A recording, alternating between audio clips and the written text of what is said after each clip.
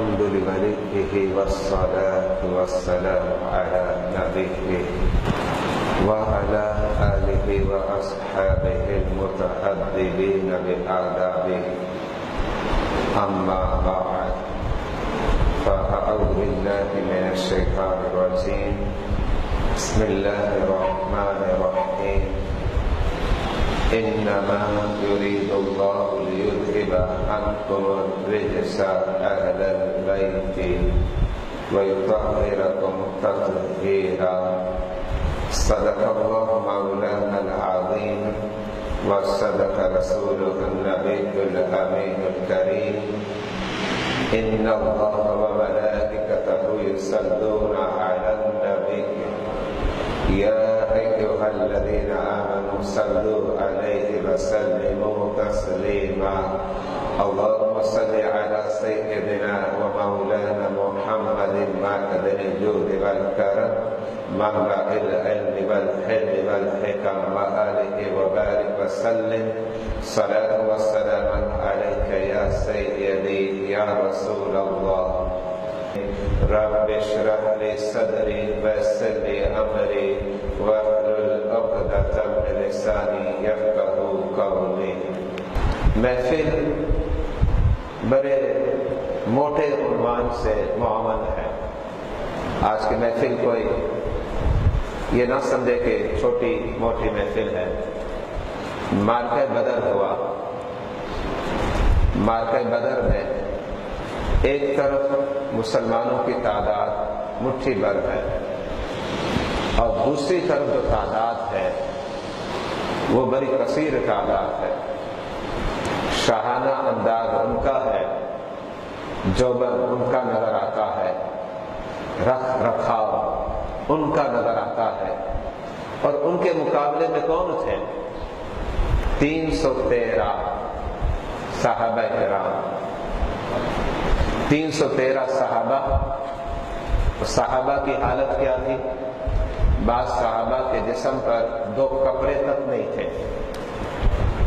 یہ غربت کا عالم.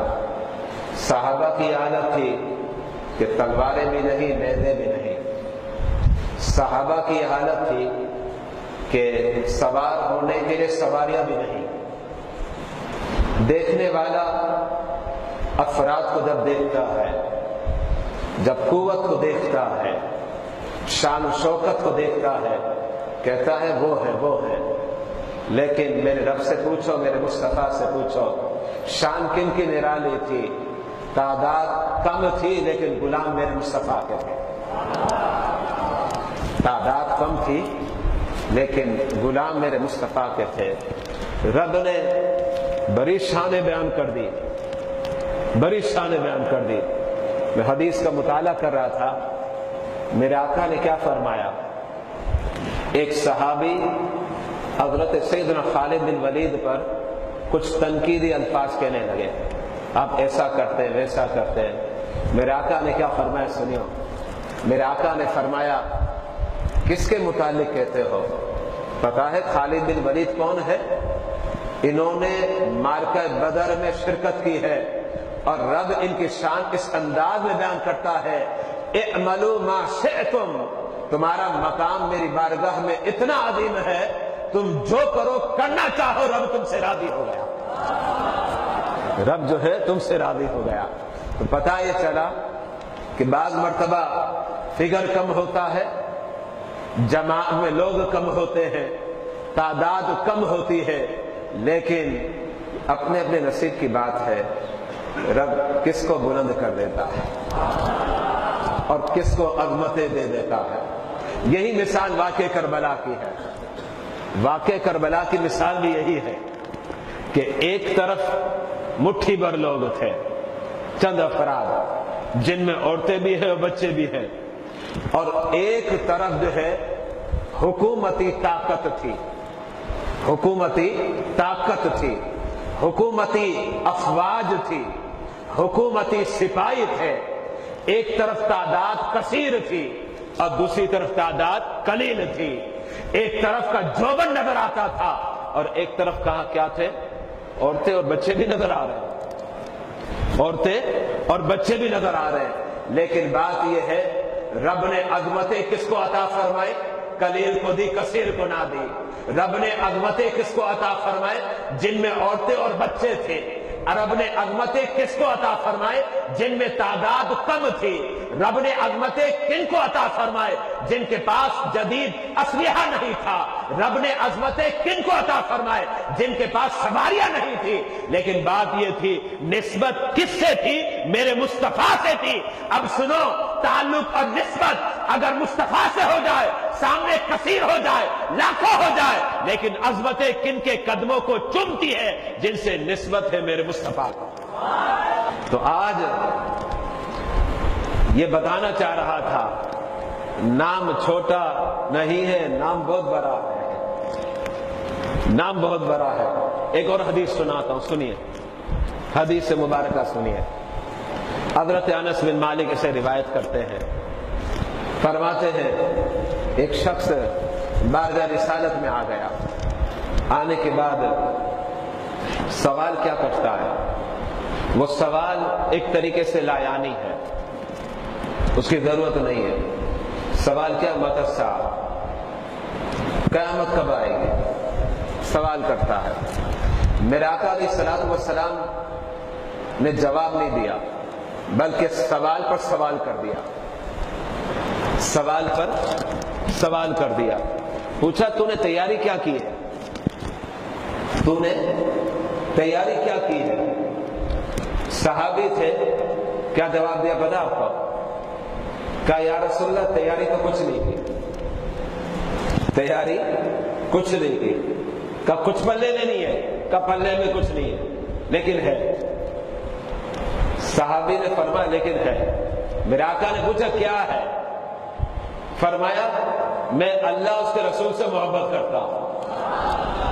مصطفیٰ کی بارگاہ میں کیا عرض کرتے ہیں؟ یا رسول اللہ کچھ بھی نہیں ہے، ہاں ہے، میں اللہ اور اس کے رسول سے محبت کرتا ہوں۔ میرے آقا نے کیا فرمایا پتہ آپ کو؟ میرے آقا نے فرمایا تو جس سے محبت کرتا ہے نا، قیامت کے دن اسی کے ساتھ ہوگا۔ تو جس سے محبت کرتا ہے قیامت کے دن اسی کے ساتھ ہوگا۔ حضرت انس بن مالک فرماتے جب میرے آقا نے فرمایا نا تو میں نے بھی نعرہ لگایا، میں نے بھی نعرہ لگایا اور میں نے یہ کہا یا رسول اللہ آج جتنی مجھے خوشی ہوئی ہے نا، ماضی میں اس سے قبل خوشی ہوئی نہیں ہے، اس سے قبل خوشی ہوئی نہیں ہے۔ میرے آقا نے فرمایا کیوں؟ کیا بات ہے؟ حضرت انس بن مالک فرماتے ہیں اس لیے کہ آپ نے یہ فرمایا جو جس سے محبت کرتا ہے وہ اسی کے ساتھ ہوگا۔ تو میں رسول اللہ سے محبت کرتا ہوں، ابو بکر سے محبت کرتا ہوں، عمر فاروق سے محبت کرتا ہوں، اب رب سے امید رکھتا ہوں قیامت کے دن ان کے ساتھ ہوگا۔ اب آئے قرآن کی طرف، میں قرآن آیت میں نے تلاوت کی، رب نے قرآن میں فرمایا، اور وہ آیت کریمہ قرآن میں اہل بیت کی شان پر بہت سی آیتیں ہیں، کوئی اشارتن ہے، کوئی کنایتن ہے، کوئی اجمالن ہے، لیکن اگر یہ بات میں کہوں تو بالکل درست ہے۔ جو آیت کریمہ خطبے میں تلاوت کی گئی ہے، قسم خدا کی اہل بیت کی شان کا ایک عظیم گلدستہ ہے، اہل بیت کی شان کا ایک عظیم گلدستہ ہے۔ اور رب کیا کہتا ہے قرآن میں؟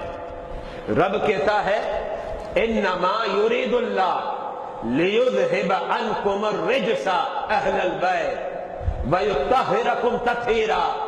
رب تو یہی چاہتا ہے، رب تو یہی چاہتا ہے اے نبی کے گھر والوں تم سے ہر آلودگی رب دور فرما دے اور تمہیں خوب صاف و ستھرا فرما دے، خوب جو ہے صاف و ستھرا فرما دے۔ یہ رب جو ہے اہل بیت کی شان کے نغمے بیان کر رہا، اہل بیت کی شان کے ترانے جو ہے رب بیان کرتا ہے، اور قرآن جو ہے سورہ احزاب کی آیت نمبر 33 سے بیان کرتا ہے کہ رب اہل بیت سے اتنی محبت کرتا ہے، رب تو چاہتا ہے کہ کوئی دبا تم پر نہ لگے، رب چاہتا ہے تم پر کوئی دبا نہ لگے۔ تو اللہ رب العزت نے قرآن میں اہل بیت کی شان کو بیان کر دیا۔ ذرا غور کریں، توجہ توجہ رکھیں، جب اہل بیت کی بات آتی ہے رب نظافت اور طہارت کا معاملہ جب پیش کرتا ہے تو کہتا ہے یرید اللہ. کیا کہتا ہے؟ اس کا مطلب ہے اللہ چاہتا ہے، اپنی طرف نسبت کرتا ہے. لیکن جب کعبہ شریف کی بات آئی نا، جب کعبہ شریف کی بات آئی کہ کعبہ کو پاک رکھا جائے تو رب کیا کہتا ہے پتہ آپ کو؟ رب کہتا ہے واحدنا، اور ہم نے حکم دیا. کس کو حکم دیا؟ ابراہیم اور اسماعیل کو. کس بات کا حکم دیا؟ کہ میرے گھر کو صاف اور ستھرا رکھو. جب کعبۃ اللہ کی بات آتی ہے تو رب نسبت ابراہیم اور اسماعیل کی طرف کرتا ہے، اور یہ عظیم پیغمبر ہے. لیکن جب نبی کے خانوادے کی بات آتی ہے تو رب نسبت کس کی طرف کرتا ہے؟ اپنی ذات کی طرف کرتا ہے، اور یرید اللہ کہتا ہے. غور کرے کتنا فرق ہے کہ جب کعبۃ اللہ کی تطہیر کی بات آ گئی، طہارت اور نظافت کی بات آ گئی، تو رب کیا کہتا ہے؟ اے ابراہیم اور اسماعیل، بڑے عظیم پیغمبر ہے، تمہارا کام ہے میرے گھر کو صاف اور ستھرا رکھو. لیکن جب میرے محبوب کے خانوادے کی بات آ جائے گی، جب آل رسول کی بات آئے گی، جب اہل بیت کی بات آئے گی، تو رب یہ نہیں کہتا کہ فلاں پاک کرے، فلاں پاکیزہ رکھے، بلکہ رب کہتا ہے یرید اللہ، میں ہی چاہتا ہوں کہ تم صاف ستھرے ہو جاؤ. اب یہاں آپ کے سامنے ایک اور مثال پیش کرتا ہوں تاکہ مسئلہ اور واضح ہو جائے. بات نبی کی نسبت کی ہے. بات کس کی ہے؟ نبی کی نسبت کی ہے. حضرت سیدنا یوسف علیہ السلام پر تہمت لگا دی. سب جانتے کس نے لگائی؟ زلیخا نے. اور بعد میں نکاح جو ہے زلیخا نے حضرت یوسف علیہ السلام سے کیا. لیکن ابتداءً زلیخا نے حضرت سیدنا یوسف علیہ السلام پر تہمت لگا دی. کس کی تہمت لگا دی؟ بد کرداری کی. حضرت یوسف علیہ السلام کے پاس کوئی گواہ نہیں ہے. بطور گواہ کس کو پیش کرے؟ سورہ یوسف کا مطالعہ کریں. حضرت سیدنا یوسف علیہ السلام نے کیا کیا پتہ آپ کو؟ گھر کے اندر ایک شیر خوار بچہ تھا. گھر کے اندر ایک شیر خوار بچہ تھا. اب حضرت سیدنا یوسف علیہ السلام فرماتے ہیں اس بچے کو پوچھو. لوگوں نے کہا یہ تو بچہ ہے، بول تو نہیں سکتا، یہ کیسے بولے گا؟ حضرت یوسف علیہ السلام نے فرمایا پوچھ کر تو دیکھ لو، پوچھو تو صحیح. جب اس بچے سے پوچھا تو بچے نے اس بات کو واضح کر دیا کہ حضرت سیدنا یوسف علیہ السلام جو ہے یہ پاک دامن ہے. قرآن نے اسے بیان کیا، قرآن کے اندر موجود ہے. لیکن ذرا غور کرے، جب یوسف علیہ السلام کی طہارت، نظافت اور تطہیر کی بات آئی تو رب کس سے کہلوا رہا ہے؟ رب بچے سے کہلوا رہا ہے. لیکن ایک الزام حضرت عائشہ پر بھی لگا، سیدہ عائشہ پر. اور وہ الزام کس نے لگایا؟ رئیس المنافقین عبداللہ بن ابی نے لگایا. مدینہ طیبہ کا سب سے بڑا منافق عبداللہ بن ابی نے الزام لگایا معاذ اللہ بد کرداری کا حضرت سیدہ عائشہ عفیفہ رضی اللہ تعالی عنہا پر. جب یہ الزام لگایا بڑا شور مچا، بڑا شور مچا.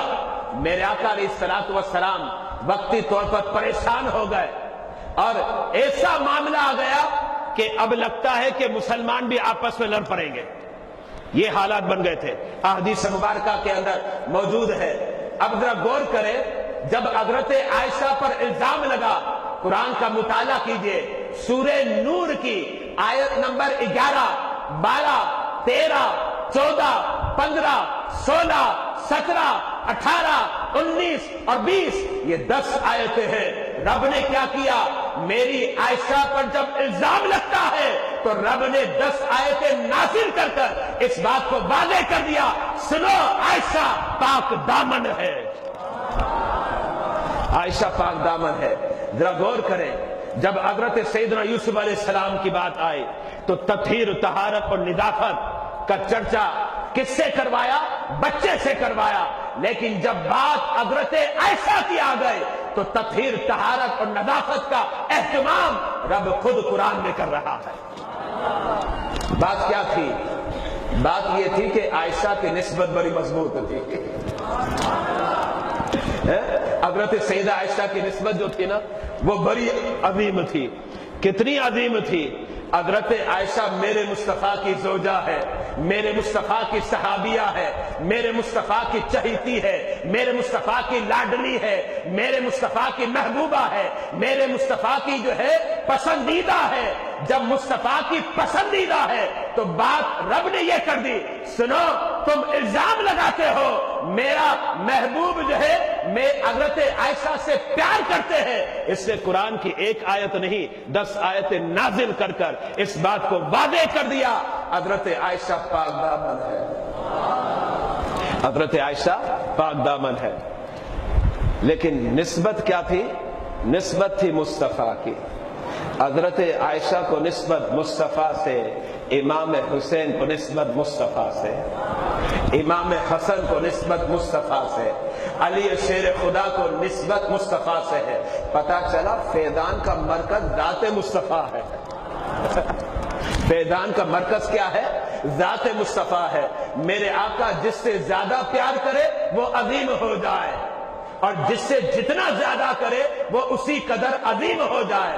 اور میرے مصطفیٰ حسنین کریمین سے بہت ہی پیار کرتے تھے، اتنا پیار کرتے تھے کہ میرے مصطفیٰ رب کی بارگاہ میں دعا بھی کرتے تھے، مولا جو حسنین سے پیار کرے نا تو اسے اپنا محبوب بنا لے، تو اسے اپنا محبوب بنا لے. آپ کے سامنے حدیث مبارکہ پیش کرتا ہوں. میرے آقا منبر پر جلوہ گر تھے، صحابہ بیٹھے ہوئے تھے سامنے. میرے آقا ظاہر بات ہے منبر پر بیٹھ کر کیا ہوگا؟ خطاب ہوگا نا. میرے آقا نے خطاب کرنا تھا لیکن انداز تھوڑا الگ تھا. اور وہ انداز کیا تھا؟ حدیث مبارکہ ترمذی شریف کا. میرے آقا صحابہ سے پوچھنے لگے من انا، میں کون ہوں؟ من انا. صحابہ سے پوچھ رہے کیا میرے آقا کو نہیں معلوم؟ یقیناً معلوم. صحابہ سے پوچھ رہے من انا، میں کون ہوں؟ صحابہ کرام نے کیا فرمایا؟ انت رسول اللہ صلی اللہ علیہ وسلم، آپ اللہ کے رسول ہیں. اب میرے آقا کیا فرماتے ہیں میں کچھ اور بیان کرنا چاہ رہا ہوں. میرے آقا نے فرمایا انا محمد بن عبداللہ بن عبد المطلب، میں محمد ہوں، میرے والد عبداللہ ہیں اور میرے دادا عبد المطلب ہے. اب پھر میرے آقا کیا فرماتے ہیں؟ میرے آقا علیہ الصلوۃ والسلام نے ارشاد فرمایا یاد رکھنا جب اللہ نے خلقت کو پیدا کرنے کا ارادہ کیا تو خلقت کے 2 حصے کر دیے، خلقت کے 2 حصے کر دیے. فرمایا ان 2 حصوں میں ایک جو حصہ تھا رب نے اسے فضیلت عطا فرمائی، رب نے اسے فضیلت عطا فرمائی.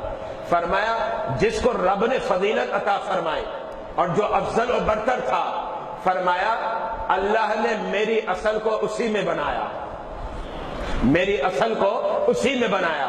پھر فرمایا کہ اس کے بعد میرے آقا علیہ الصلوۃ والسلام فرما رہے ہیں اب اس کو بھی کیا کیا؟ رب نے 2 حصوں میں تقسیم کر دیا، 2 گروہ میں تقسیم کر دیا.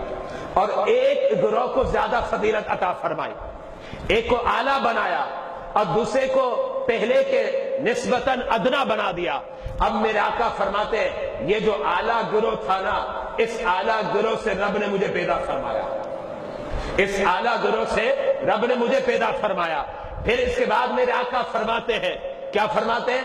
فرمایا پھر یہ جو گروہ تھا یہ مختلف قبائل میں تقسیم ہو گیا، مختلف قبائل میں تقسیم ہو گیا. اور فرمایا اس میں جو قبائل تھے ان قبائل میں جو سب سے افضل قبیلہ تھا رب نے مجھے اس قبیلے سے پیدا فرمایا. یہ میرے آقا میلاد بھی بیان کر رہے ہیں، یہ میلاد بھی ہے، یہ میلاد کا تذکرہ بھی ہے. تو میرے آقا فرماتے ہیں جو افضل قبیلہ تھا اس قبیلے سے بنایا. اب وہ افضل قبیلہ کون سا ہے؟ یہ تو آپ کو پتا ہوگا، بڑا مشہور ہے قریشی. قریشی قبیلہ سب سے افضل تھا عرب کے اندر. اتنا افضل تھا کہ سارے عرب جانتے تھے کہ قریشی جیسا کوئی قبیلہ نہیں ہے. اور میرے آقا کی اصل کہاں رب نے رکھی؟ قریشی قبیلے میں رکھی. تو میرے آقا علیہ الصلوۃ والسلام کیا فرماتے ہیں؟ فرماتے ہیں جو افضل قبیلہ تھا رب نے میری اصل کو اس کے اندر رکھا. پھر کیا ہوا؟ قبیلے کے اندر بھی خاندان تقسیم ہو گئے، اور میرے مصطفیٰ کا خاندان کون سا تھا؟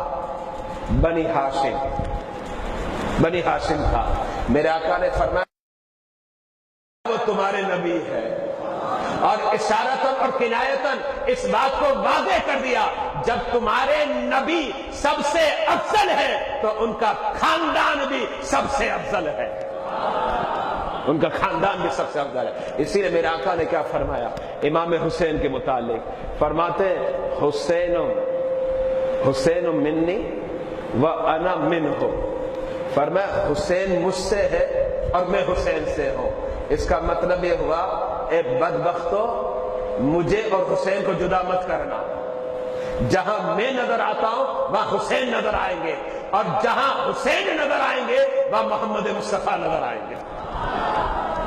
بیچ میں دیوار مت کھڑی کرنا، اس لیے کہ حسین منی و انا منہ، حسین مجھ سے ہے اور میں حسین سے ہوں۔ اس کا مطلب یہ ہے جہاں محمد مصطفیٰ ہے وہاں حسین ہے، اور جہاں حسین ہے وہاں محمد مصطفیٰ ہے صلی اللہ تعالیٰ علیہ وسلم رضی اللہ تعالیٰ عنہ۔ یہ میرے آقا علیہ الصلوۃ والسلام نے واضح فرما دیا اور میرے حسین کی عظمتوں کو بیان کیا۔ محبت کتنی ہے ذرا غور تو کرے۔ میرے آقا حالت سجدہ میں ہے، سجدہ کس کو ہے؟ خدا کو ہے نا۔ تسبیح کس کی پڑھی جا رہی ہے؟ خدا کی۔ میرے آقا علیہ الصلوۃ والسلام حالت سجدہ میں ہے۔ حضرت سیدنا امام حسین جو ہے آپ کی پشت پر جلوہ گر ہو گئے، میرے آقا کھڑے ہی نہیں ہو رہے۔ صحابہ کیا سمجھ رہے؟ صحابہ سمجھ رہے، آپ کو حدیث میں یہ بھی آیا، بعض صحابہ یہ سمجھنے لگے کہ حالت سجدہ میں مصطفیٰ کا وصال ہو گیا۔ بعض صحابہ یہ سمجھنے لگے، ایسا سختہ حالت سجدہ میں۔ بعض صحابہ کیا سمجھنے لگے؟ لگتا ہے آپ پر کوئی وحی نازل ہو رہی ہے۔ تھوڑی دیر کے بعد آپ کھڑے ہوئے، جب حضرت امام حسین ہٹ گئے تو پھر صحابہ نے پوچھا یا رسول اللہ صلی اللہ علیہ وسلم کیا ہو گیا تھا؟ کیا آپ پر وحی نازل ہو رہی تھی؟ اور ہم تو تھوڑے گھبرا بھی گئے تھے، کہیں آپ کو کچھ ہو تو نہیں گیا، ہم ڈر گئے تھے، سہمے گئے تھے۔ میرے آقا نے فرمایا نہیں کچھ نہیں ہوا، نہ وحی نازل ہوئی۔ فرمایا پھر کیا بات ہے؟ دیکھو محبت ہے تو کتنی ہے، سبحان اللہ۔ سجدہ خدا کو، عبادت خدا کی، لیکن سجدہ لمبا کیا تو حسین کے لیے کیا۔ عبادت خدا کی ہے، تسبیح خدا کی ہے، سجدہ خدا کو ہے، اور سجدہ جب لمبا کیا تو حسین کے لیے کر دیا۔ ذرا غور تو کرے، میرے آقا حسین سے اتنا پیار کرے، اب کوئی حسین کو کوئی قتل کرے تو وہ بدبخت نہیں تو کیا ہے، وہ شقی نہیں تو کیا ہے۔ آپ کو پتا ہے جب میرے آقا علیہ الصلوۃ والسلام کے نواسے کی کاٹ دیا گیا خنجر کی نوک پر، جب آپ کے سر اقدس کو رکھا گیا، ابن زیاد کے دربار میں پیش کیا گیا، تو ابن زیاد کے دربار میں اس سر کو جو ہے ابن زیاد توہین والے الفاظ کے ساتھ کہنے لگا، توہینی الفاظ استعمال کرتا۔ وہاں ایک صحابی کھڑے ہو گئے، اور کھڑے ہونے کے بعد کیا کہتے؟ اے بدبخت، تجھے پتا ہے یہ سر اقدس کس کا ہے؟ یہ وہ لب مبارک ہے جس کو میرے مصطفیٰ نے بوسہ دیا ہے، یہ وہ ہے، یہ وہ آنکھیں جنہیں میرے مصطفیٰ نے چوما ہے، یہ وہ ماتھا ہے جسے میرے مصطفیٰ نے چوما ہے۔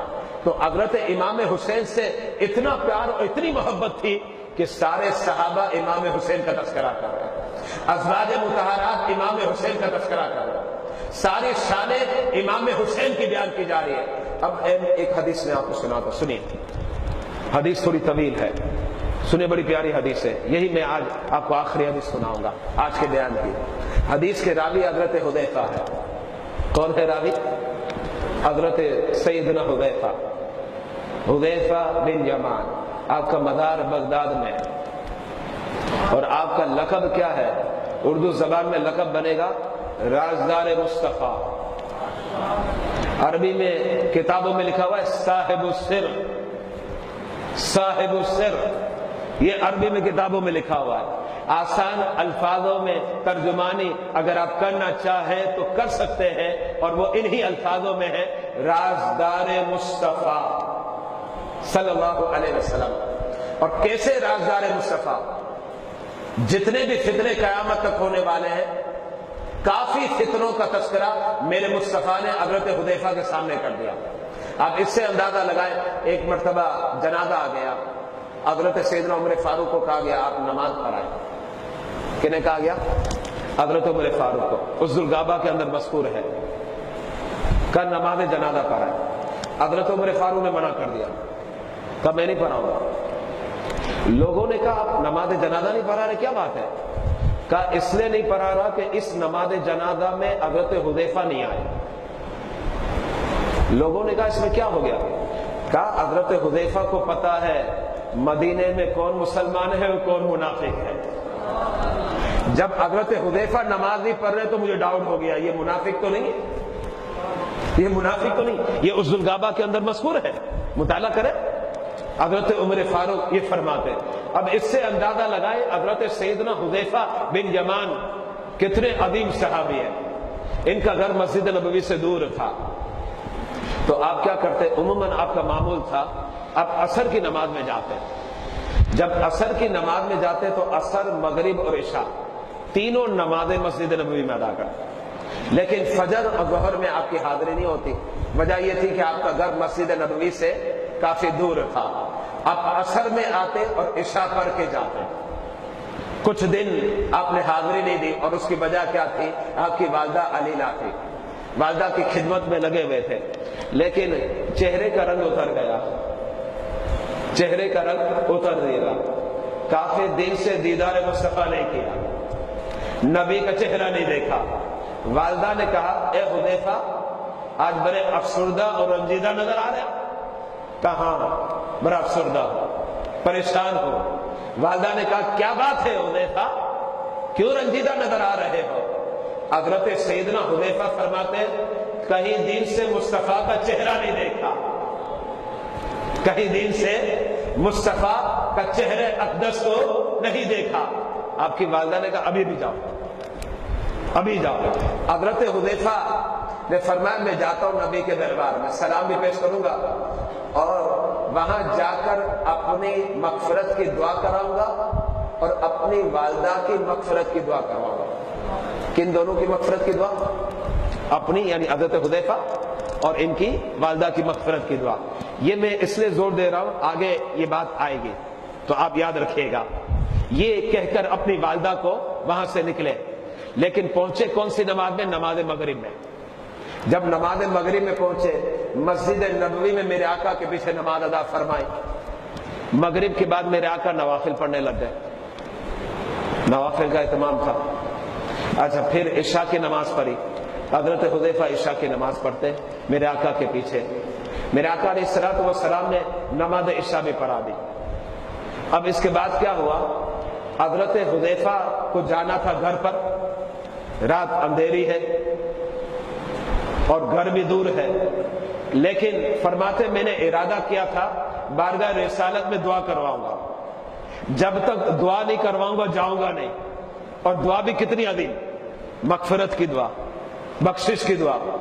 حضرت حذیفہ فرماتے ہیں میں نے پیارے مصطفیٰ کو بتایا نہیں، میرے آقا عشاء کی نماز پڑھنے کے بعد آگے جانے لگے، میں تھوڑے فاصلے پر آپ کے پیچھے پیچھے آ رہا تھا، تھوڑے فاصلے پر آپ کے پیچھے پیچھے آ رہا تھا۔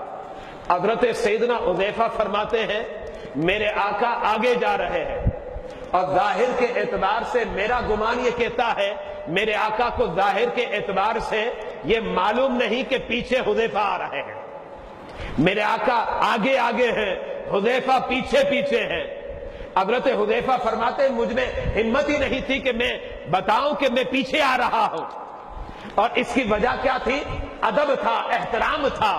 حضرت سیدنا حذیفہ فرماتے تھوڑا پیچھے پیچھے گیا، میرے آقا آگے آگے۔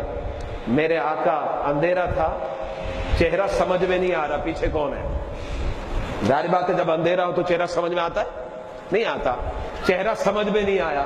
میرے آقا نے کیا کیا سنی؟ اب میرے آقا نے کہا، ارشاد فرمایا من ھذا، جس کا مطلب یہ کون ہے یہ جو میرے پیچھے پیچھے آ رہا ہے؟ من ھذا۔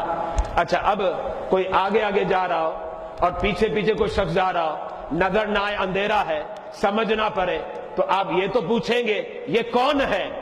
یہ بات تو بالکل صحیح ہے، لیکن آپ ترمذی شریف اٹھا کر دیکھیں اور بالکل صحیح حدیث ہے۔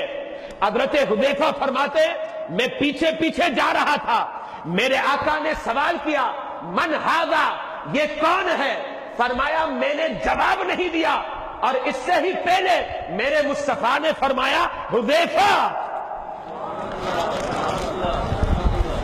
سوال بھی میرے آقا کرتے، جواب بھی میرے آقا دے رہے۔ اب یہ جواب کس کو دینا تھا؟ حضرت حذیفہ کو دینا تھا، لیکن میرے آقا جواب دیتے ہیں۔ اچھا تو پھر حضرت حذیفہ نے کیا فرمایا؟ حضرت حذیفہ فرماتے قال نعم، ہاں حذیفہ ہی ہے۔ اب اٹھائیے مرکات، سید مولا علی قاری نے سوال اٹھایا کہ اندھیرا تھا، ظاہری اعتبار سے نتیجہ تو یہی نکلتا تھا کہ پیچھے کون ہے معلوم نہیں، پھر بھی میرے آقا نے بتا دیا۔ تو مولا علی قاری نے سوال کیا اور سوال کر کے جواب دیتے ہیں، فرمایا یہ معاملہ تو ہمارا ہے، میرے مصطفیٰ تو نور نبوت سے سب کچھ دیکھتے ہیں، سب کچھ دیکھتے ہیں۔ یہ مولا علی قاری نے لکھا مرکات کے اندر۔ اچھا اب اس کے بعد کیا ہوا؟ میرے آقا نے اب سوال کیا، دوسرا سوال سنیے۔ سوال کیا تھا پتہ کو؟ ما حاجتک، کیا کام ہے حذیفہ؟ پیچھے پیچھے آ رہے۔ اب کام تھا نا، کیا کام تھا؟ میں نے توجہ دلائی تھی نا، کیا تھا کام؟ مغفرت کی دعا تھی نا۔ میرے آقا علیہ الصلوۃ والسلام حضرت سیدنا حذیفہ سے پوچھتے ما حاجتک، جواب کس کو دینا چاہیے؟ حضرت حذیفہ کو دینا چاہیے نا۔ میرے آقا نے سوال کیا ما حاجتک، حضرت حذیفہ فرماتے اب میں جواب دینے لگا، لیکن ابھی تو جواب کا آغاز بھی نہیں کیا۔ میرے مصطفیٰ نے کیا فرمایا پتہ ہے؟ غفر اللہ لک ولامک، اے حذیفہ تیری بھی بخشش ہو جائے، تیری ماں کی بھی بخشش ہو جائے۔ یہ ترمذی شریف کی حدیث ہے حضرت حذیفہ کی، ترمذی کے لفظ سنا رہا ہوں میں آپ کو، ترمذی شریف کے اندر موجود ہے۔ اچھا اب اس کے بعد کیا ہوا؟ یہ تو بات ہو گئی۔ حضرت حذیفہ فرماتے جس مقصد کے لیے آیا تھا مقصد تو پورا ہو گیا، اب میں جانے لگا۔ جب جانے لگا تو میرے آقا نے فرمایا ٹھہرو حذیفہ، ایک اور خبر دیتا ہوں۔ اس مقصد کے لیے تو تم آئے تھے، تمہارا کام ہو گیا، اب میں تمہیں خبر دیتا ہوں۔ حضرت حذیفہ فرماتے ہیں آپ کیا خبر دیتے ہیں؟ میرے آقا نے فرمایا آج کی رات ایک فرشتہ زمین پر آیا، ایک فرشتہ زمین پر آیا۔ فرماتے آج سے قبل وہ فرشتہ زمین پر آیا ہی نہیں ہے، آج سے قبل وہ فرشتہ زمین پر آیا ہی نہیں۔ اور وہ فرشتہ جب زمین پر آنے کا ارادہ کرتا ہے تو رب کی بارگاہ میں جاتا ہے اور عرض کرتا ہے مولا اجازت دے دے۔ استأذن ربہ، ترمذی کے الفاظ ہے، رب سے اجازت چاہتا ہے۔ رب نے کہا کس بات کی اجازت چاہتا ہے؟ کہاں جانا ہے؟ کہا مصطفیٰ کے دربار میں جانا ہے۔ رب نے پوچھا کیوں جانا ہے؟ فرشتہ جو ہے وہ کہنے لگا کہ تیرے محبوب کی بارگاہ میں سلام پیش کرنے، سلام پیش کرنے جا رہا اور ساتھ میں بشارت دینے جا رہا، ساتھ میں بشارت دینے جا رہا۔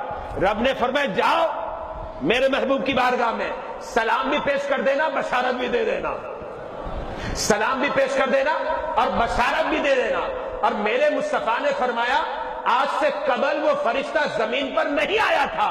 میرے آقا نے یہ نہ فرمایا کہ فرشتہ آیا تھا، اس کی وجہ یہ تھی میرے آقا بتانا چاہتے ہیں اے میرے غلاموں اب جو خبر دے رہا ہوں وہ خبر اتنی شاندار ہے کہ رب نے اہتمام اس فرشتے سے کیا ہے جو فرشتہ کبھی نہیں آیا، خاص یہ خبر دینے کے لیے آیا ہے، خاص خبر دینے کے لیے آیا۔